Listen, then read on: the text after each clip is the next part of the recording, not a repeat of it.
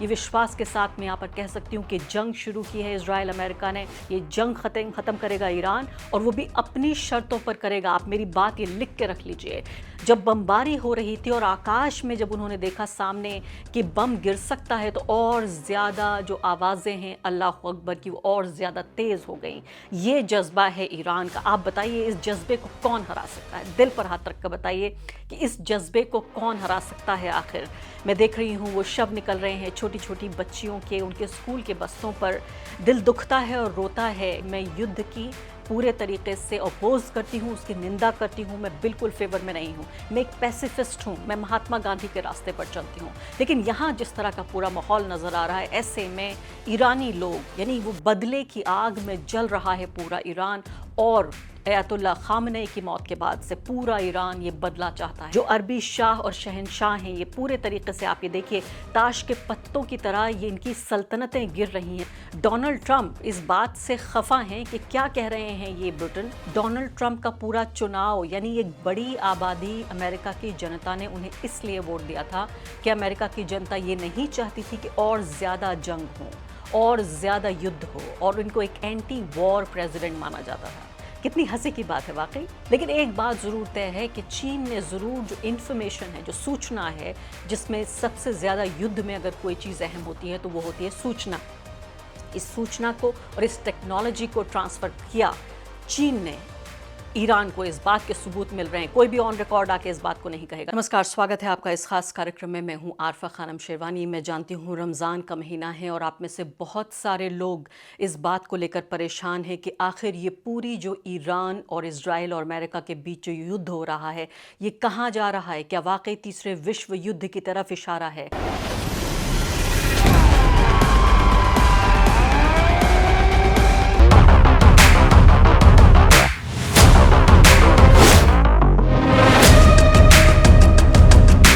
شهد شهید گوارای شهادت را نوشیدم و به ملکوت اعلی پیوست. कल बहुत ज़्यादा मैं परेशान हो गई थी जब मैंने देखा कि ईरान, ख़ासकर जो तेहरान है, पूरे सेंट्रल तेहरान को एक तरह से तबाह बर्बाद कर दिया। ये तमाम जो बॉम्बिंग्स हो रही हैं इजराइल और साथ साथ यूएस के ज़रिए पूरे तरीके से मिसाइल से लेकर और तमाम तरह की चीज़ें इस्तेमाल की जा रही हैं। 600 से ज़्यादा लोगों की दिन दहाड़े हत्या कर दी गई है, और इससे पहले जो डेथ टोल है वो इससे ज़्यादा बढ़ सकती है, क्योंकि आप जानते हैं कि तकरीबन 120 से ज़्यादा वो मासूम बच्चियाँ जो एक ही शहर में, जिनके स्कूल पर हमला करके उन्हें मार दिया गया।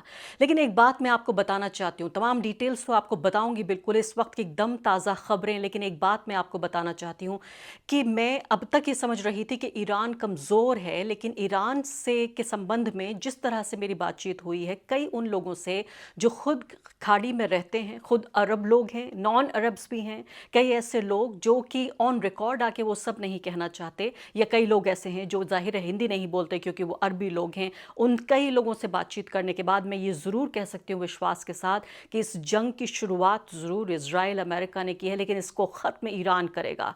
पूरे तरीके से जो हथियारों का ज़ख़ीरा है उसके पास, जो ख़जाना है उसके पास, इसके अलावा ईरान में जो इस वक्त जिस तरह से इमोशंस, जो जज्बात हैं, वो जिस कदर उरूज पर हैं, जिस तरह उफान पर हैं, ऐसा कहीं भी आप देखिए कि 6 लोग कम से कम यूएस मिलिट्री के, 6 तो ऑन रिकॉर्ड एडमिट किया जा रहा है कि यूएस के जो सैनिक हैं उन वो मारे गए हैं। लेकिन इसके अलावा कोई एक आवाज़ नहीं निकली कि वहाँ से, यूएस से या किसी भी पश्चिमी दुनिया से, क्योंकि जो शहादत का पूरा कॉन्सेप्ट है, जो सैकड़ों साल पुराना या हज़ारों साल पुराना जो ईरान का सिविलाइजेशन है, इसके अलावा पिछले लगभग 50 साल की जो हिस्ट्री है इस्लामिक रिवॉल्यूशन की, वो ईरान को एक बिल्कुल यूनिक मुल्क बनाता है। और इसीलिए ये विश्वास के साथ मैं यहाँ पर कह सकती हूँ कि जंग शुरू की है इजराइल अमेरिका ने। ये जंग ख़त्म करेगा ईरान, और वो भी अपनी शर्तों पर करेगा। आप मेरी बात ये लिख के रख लीजिए कि कितनी भी क़यामत बर्पा हो रही हो इस वक्त ईरान पर, लेकिन ईरान के पास, ईरान की जो ताकत है, उसकी जो हिम्मत है,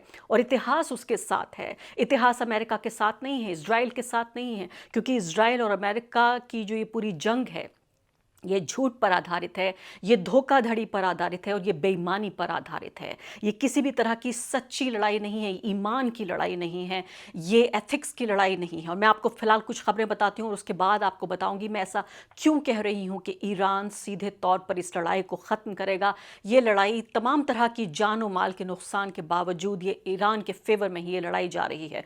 पूरी जो पश्चिमी यानी कि जो ये वेस्ट एशिया की पूरी दुनिया है, जो अरबी शाह और शहंशाह हैं, ये पूरे तरीके से आप ये देखिए ताश के पत्तों की तरह ये इनकी सल्तनतें गिर रही हैं। ताश के पत्तों की तरह हैरानी होती है कि अरामको जैसी इतनी बड़ी कंपनी, इंटरनेशनल कंपनी, जिसको कि कई मुल्कों की जो इकोनॉमी है उससे बड़ी इकोनॉमी इन कंपनियों की है, और कैसे ताश के पत्तों की तरह आप ये सोचिए धड़ धड़ा के गिर रहे हैं कि उसने अपनी फंक्शनिंग ही बंद कर दी है। तो पहले कुछ ताज़ा खबरें आपके सामने, वो ये कि इजराइल की सेना ने तेहरान यानी कि ईरान और बेरूत पर हमले जारी रखे हुए हैं। लेबनान को भी लगातार अपने लपेटे में ले रहा है इजराइल, क्योंकि लेबनान एक ऐसा देश है जो कि साथ है ईरान के। साथ ही ईरान के सरकारी टेलीविजन पर हमला हुआ, सेंट्रल तेहरान पर हमला हुआ। सेंट्रल तेहरान में तमाम जो वहाँ मुख्य बाजार हैं वहाँ पर लोग, और ये जब बमबारी हो रही थी उस दौरान आपको लगा होगा कि लोग डर कर भाग जाएंगे, आपको लगा कि अपने घरों में भाग जाएंगे। ऐसा नहीं हुआ।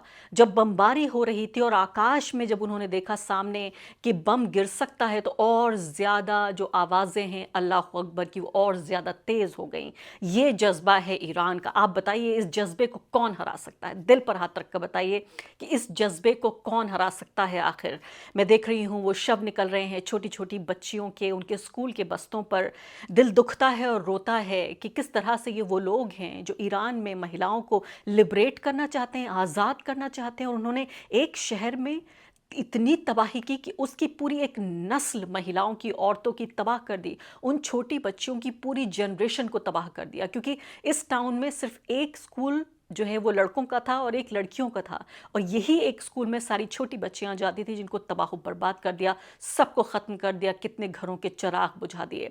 आगे बढ़ती हूँ, आपको बताती हूँ कि फ़िलहाल जो ड्रोन से हमला हुआ है सऊदी अरब की राजधानी रियाद में, अमेरिकी दूतावास पे अलग अलग शहरों में अलग अलग देशों के हमले हो रहे हैं। इसके अलावा पाकिस्तान में भी आपने देखा था इस तरह का हमला हुआ है। जाहिर है वो आम लोग हैं, कोई सरकारी एजेंट नहीं है, उनके पास कोई सरकारी ताकत नहीं है, लेकिन खींच हो रही है, लोगों को गुस्सा हो रहा है। हालांकि मैं कहीं पर भी वायलेंस को सपोर्ट नहीं करती, और फिर से मैं एक बार कहना चाहती हूँ कि युद्ध की मैं पूरे तरीके से निंदा करती हूँ। मैं किसी भी तरह का युद्ध, चाहे भारत पाकिस्तान के बीच हो, या ईरान इजराइल के बीच में हो, या ईरान और अमेरिका के बीच हो, या किसी भी जगह पर, मैं युद्ध की पूरे तरीके से अपोज करती हूँ, उसकी निंदा करती हूँ। मैं बिल्कुल फेवर में नहीं हूँ, मैं एक पैसिफिस्ट हूँ, मैं महात्मा गांधी के रास्ते पर चलती हूँ। लेकिन यहाँ जिस तरह का पूरा माहौल नज़र आ रहा है, ऐसे में ईरानी लोग, यानी वो बदले की आग में जल रहा है पूरा ईरान, और अयातुल्ला खामनेई की मौत के बाद से पूरा ईरान ये बदला चाहता है। अब देखिए आगे बढ़िए कि आग भी लगी यहाँ पर जो अमेरिकी दूतावास है, और थोड़ा बहुत नुकसान भी हुआ। डोनाल्ड ट्रंप ये कह रहे हैं कि ईरान के ख़िलाफ़, यानी वो सोचिए आप उनकी पूरा मैं कहूँगी एक अज़्म उनका देखिए कि वो कह रहे हैं कि ये जो वॉर है 4-6 हफ्ते चलेगी, और इस पूरे वॉर की जो एक रैशनल दिया जा रहा है, जो वजह बताई जा रही है, वो ये है क्योंकि अमेरिका में आपको एक बड़ा युद्ध लड़ने के लिए वहाँ की जो संसद है, जो कांग्रेस है, उससे आपको अनुमति लेनी पड़ेगी। ऐसा नहीं है कि राष्ट्रपति का सर फिरा और उन्होंने कहीं पर भी हमला कर दिया, और उसके लिए एक परफेक्ट रीजनिंग की ज़रूरत है कि क्या अमेरिकी हितों को या अमेरिकी नागरिकों को क्या कोई ख़तरा था, इसलिए ऐसा किया जा रहा है, इसलिए युद्ध किया जा रहा है। तो एक बहुत ही हास्यास्पद तरीके से जो उनके वहाँ के रक्षा मंत्री हैं वो आए हैं सामने और कह रहे हैं कि इजराइल ईरान पर हमला करता और ईरान हम पर हमला करता, इसलिए उससे बचने के लिए पहले हम हमला कर रहे हैं। सुन लेते हैं। So that if we stood and waited for that attack to come first before we hit them, we would suffer much higher casualties. And so the president made the very wise decision. We knew that there was going to be an Israeli action. We knew that that would precipitate an attack against American forces. And we knew that if we didn't preemptively go after them before they launched those attacks, we would suffer higher casualties and perhaps even higher those killed. And then we would all be here answering questions about why we knew that and didn't. Going back to the purpose. और आगे बढ़ने से पहले एक अदना सी गुजारिश कि आप मेंबर बनिए मेरे चैनल का आरफा खानम शेरवानी। अगर आप मेंबर बनते हैं, आपके समर्थन से आप मेरा हाथ मजबूत करेंगे, इतना मजबूत कि मैं सत्ता का कॉलर पकड़ के सवाल पूछ सकूंगी और जो हमारे समुदाय में हाशिए के जो तबके हैं उनकी आवाज़ उठा सकूंगी। आप यकीन जानिए, आपका एक छोटा सा सहयोग मेरे लिए इतना बड़ा होगा जिसके लिए आप अंदाज़ा भी नहीं लगा सकते।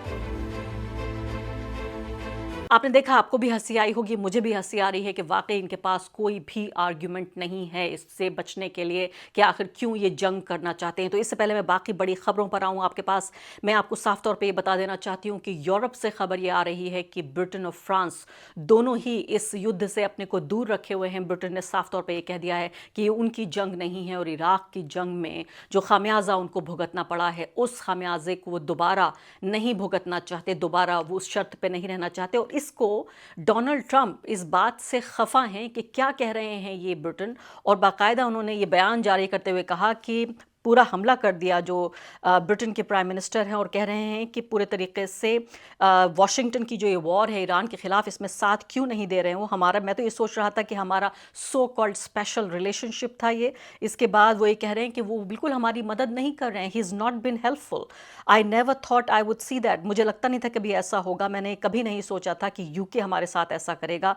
इसके बाद ये कह रहे हैं कि दुनिया ऐसा लगता है पूरे तरीके से बदल गई है और ये it's just a much different kind of relationship that we had with your country before. एक पछतावा, एक तरह से उनको मलाल हो रहा है कि ब्रिटेन कैसे पीछे हट गया है।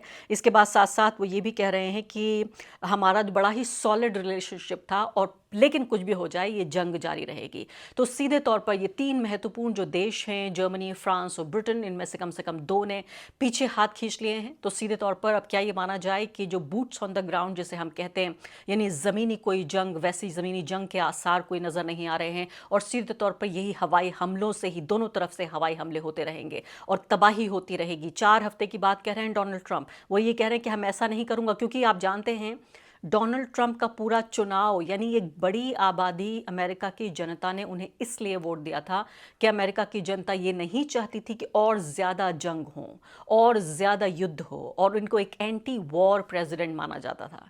कितनी हंसी की बात है वाकई। आप सोचिए कि एक ऐसा व्यक्ति जो ये वादा करके चुनाव लड़ा, चुनाव जीता कि वो तमाम तरह की जंगें ख़त्म कर देगा और अमेरिकी जनता की भलाई करेगा, वो सबसे ज़्यादा जंग में अपने हाथ जो है वो रंग रहा है मासूम लोगों के खून से। और इसीलिए मैं यहाँ पर ये कहने की कोशिश कर रही हूँ। और इसके अलावा जर्मनी का जो इतिहास है वो बहुत अलग है और उनके कॉन्स्टिट्यूशन में भी जो यहूदियों को लेकर जो जगह है और इज़राइल के प्रोटेक्शन के लिए जो बाकायदा लिखा हुआ है उनके कॉन्स्टिट्यूशन में, तो वो एक अलग कहानी है। लेकिन जर्मनी की तरफ से भी हमें अभी तक कोई यानी साफ संकेत नहीं मिल रहा है कि वो क्या करेगा। स्पेन के जो राष्ट्रीय अध्यक्ष हैं उन्होंने साफ तौर पर न सिर्फ कि निंदा की इन हमलों की, बल्कि साफ तौर पर आकर ये कहा है कि ये गलत हो रहा है। तो ये भी बात आपको समझनी पड़ेगी। इसके अलावा मैं आपको और कई खबरें बताना चाहती हूँ जो बेहद महत्वपूर्ण हैं। जैसे मैंने आपको बताया कि 6 लोगों की जो 6 यूएस के जो सोल्जर्स हैं वो मारे जा चुके हैं। इसके अलावा पूरे तरीके से डोनाल्ड ट्रंप बार बार ये कह रहे हैं कि वो बातचीत करना चाहते हैं। कम से कम 2 बार अब तक उन्होंने ये बात कही और कई बार ईरान ने मना कर दिया है कि हम बातचीत नहीं करेंगे। और जो रक्षा मामलों के विशेषज्ञ हैं प्रवीण साहनी, जब मैं उनसे बातचीत कर रही थी तो सीधे तौर पर उन्होंने इस बात को कहा कि अमेरिका नहीं, ईरान, अगर ईरान तैयार होता है तो अपनी शर्तों पर बातचीत करेगा। अब 2 और महत्वपूर्ण चीज़ें मैं आपको बताना चाहती हूँ। चाइना को लेकर बात हो रही है। आप ये देखिए कि जो 3 जहाज़ कुवैत में जो गिरा दिए गए अमेरिका के, उसको कहा जा रहा है फ्रेंडली फायर है। चलिए मान लेते हैं कि एक जहाज़ में ऐसा हो सकता है कि गलती से वो जहाज़ गिर गया और पायलट सुरक्षित था।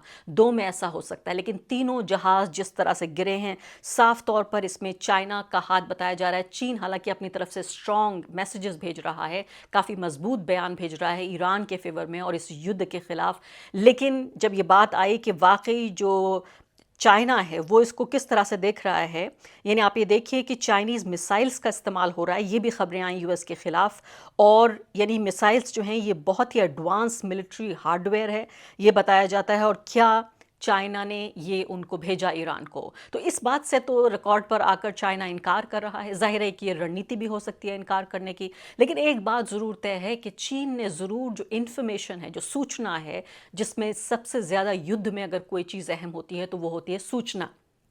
इस सूचना को और इस टेक्नोलॉजी को ट्रांसफ़र किया चीन ने ईरान को इस बात के सबूत मिल रहे हैं। कोई भी ऑन रिकॉर्ड आके इस बात को नहीं कहेगा, क्योंकि अगर ऐसा कहता है चीन तो उसे बाकायदा ईरान के साथ आधिकारिक रूप से इस युद्ध में शामिल होना पड़ेगा। और जाहिर है ऐसा नहीं करना चाहता वो, या रूस कह लेते हैं हम, रूस भी, दोनों चीन या रूस दोनों इसमें आधिकारिक रूप से इसलिए नहीं कह रहे हैं किसी बात को, क्योंकि अगर वो कहते हैं तो उन्हें ऑफिशियली युद्ध को, इस वॉर को ज्वाइन करना पड़ेगा। और फिर जो दुनिया है जो अलग अलग खेमों में बटेगी, यानी एक तरफ आप देखिए ईरान, रूस, चीन और हो सकता है नॉर्थ कोरिया भी, और दूसरी तरफ हम देख रहे हैं अमेरिका, इजराइल और ब्रिटेन के तो सब जो मेजर, जो यूके के यानी यूरोप के जो मेजर देश हैं, उन्होंने तो इनकार कर दिया है कि वो अब इनके साथ नहीं आने वाले हैं। तो एक तरफ यूएस और इजराइल और दूसरी तरफ ये लोग आ जाएंगे, लेकिन आधिकारिक रूप से अभी ये लड़ाई उस स्टेज पर नहीं पहुंची है जहां आधिकारिक घोषणाएं हों।